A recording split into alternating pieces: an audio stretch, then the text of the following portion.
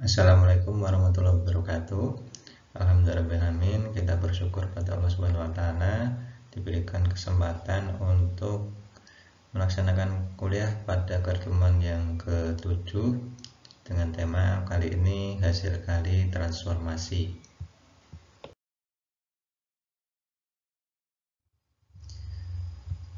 Untuk capaian pembelajaran pertemuan dan indikator sebagaimana tema, untuk capaiannya adalah memahami konsep dari hasil kali transformasi, dan indikatornya adalah menjelaskan dan juga menyelesaikan masalah terkait dengan hasil kali transformasi.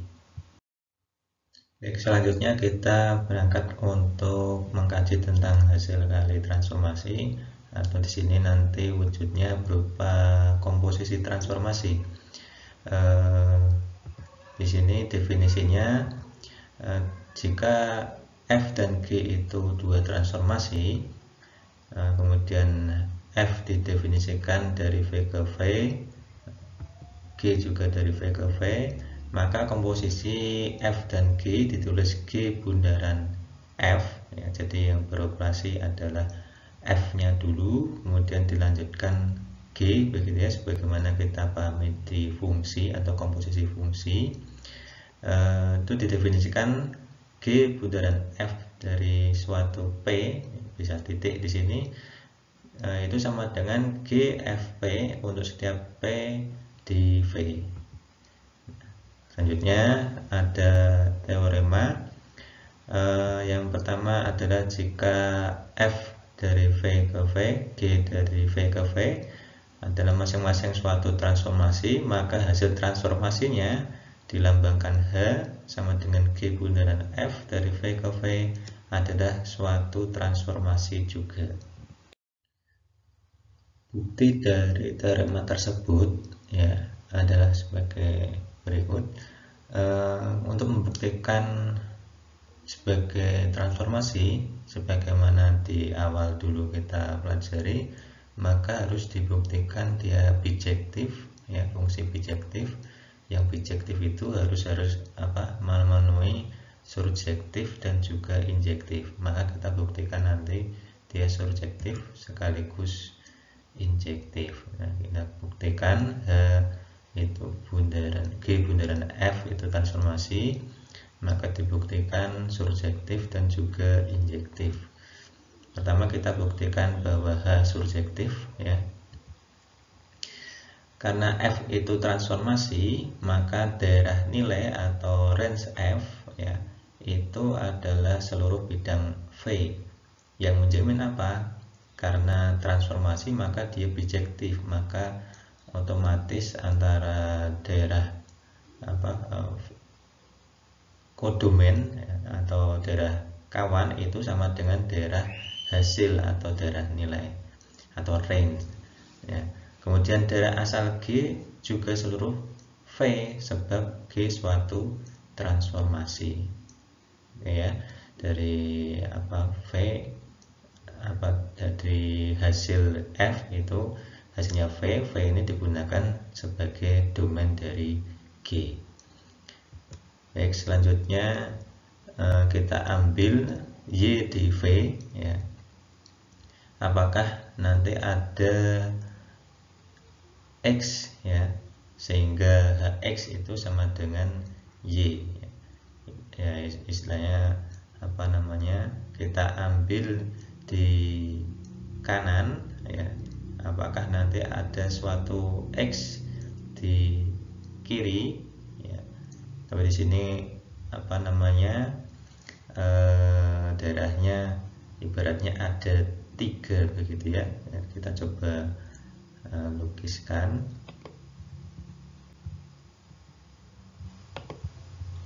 Gitu ya. Jadi di sini ada bundaran. Ini maksudnya adalah, ya. Jadi di sini fungsinya ini ke sini itu adalah fungsi F dulu, kemudian dari sini ke sini itu baru ke G, ya. Jadi kita mengambil Y-nya di sini, kita buktikan nanti di sini ada X begitu ya. Oke, selanjutnya ya, dibuktikan nanti bahwa Y itu adalah peta dari X atau HX di situ. Nah, karena G itu transformasi ya, maka setiap Y di V ya akan terdapat Z di V, sedemikian hingga Y itu nanti sama dengan GZ. Nah, ini Z-nya berada di mana? Di sini. Ini Z. Karena G itu tadi transformasi, ya. G-nya transformasi di sini, maka ini sudah terpenuhi begitu ya. Ada Z di V ya, yang memenuhi bahwa Z sama dengan GZ. Jadi GZ sama dengan Y. Selanjutnya ya, karena F juga suatu transformasi, maka untuk setiap Z ya, Z di V ini kita perhatikan fungsi F-nya begitu ya. V-nya itu di sini, di V-nya F itu di sini. Setiap Z di V itu terdapat X di V, sedemikian hingga Z sama dengan Fx atau Fx sama dengan Z. Maka di sini kita peroleh bahwa Y yang di sini itu sama dengan Gfx atau Y sama dengan G bundaran Fx. Jadi Y sama dengan Hx. Jadi terbukti bahwa H itu memenuhi sifat surjektif. Selanjutnya yang kedua, kita akan membuktikan bahwa H itu memenuhi injektif. Yang di sini nanti ya kita pilih dua anggota di V ya, dua anggota di V, yaitu misalkan P dan Q. P-nya tidak sama dengan Q, maka nanti petanya HP itu tidak sama dengan HQ. Oke, tadi yang surjektif semestinya X dan Y huruf besar begitu ya.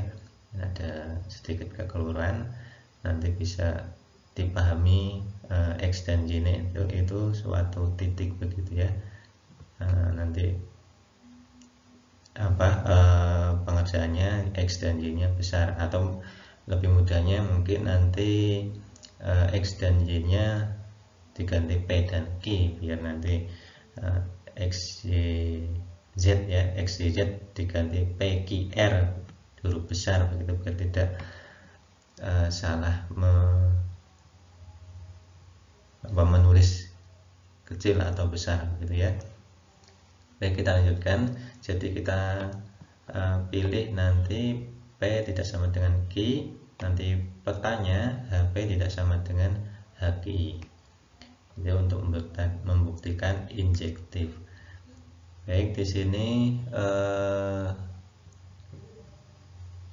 langkahnya kita ambil sembarang PQ di V, P tidak sama dengan Q, maka karena F-nya tadi transformasi, maka dia juga injektif, maka FP ya, FP juga tidak sama dengan FQ karena transformasi begitu ya, memenuhi injektif. Nah, selanjutnya karena FP tidak sama dengan FQ, ini yang dipakai G ya, ini bukan berada di daerah hasil F, tetapi posisinya sekarang berada di daerah asal G. Kita ambil yang berbeda ini, maka otomatis GFP ya, itu nanti tidak sama dengan GFQ ya, karena FP tidak sama dengan FQ dan G-nya itu adalah transformasi yang sudah memenuhi sifat injektif. maka dari yang berbeda ini akan menghasilkan peta yang juga berbeda. Secara otomatis seperti itu. Sehingga nanti di sini kita peroleh, awalnya tadi kita pilih P dan Q berbeda, maka GFP tidak sama dengan GFQ ya, untuk setiap PQ di V. Sehingga terbukti bahwa H injektif.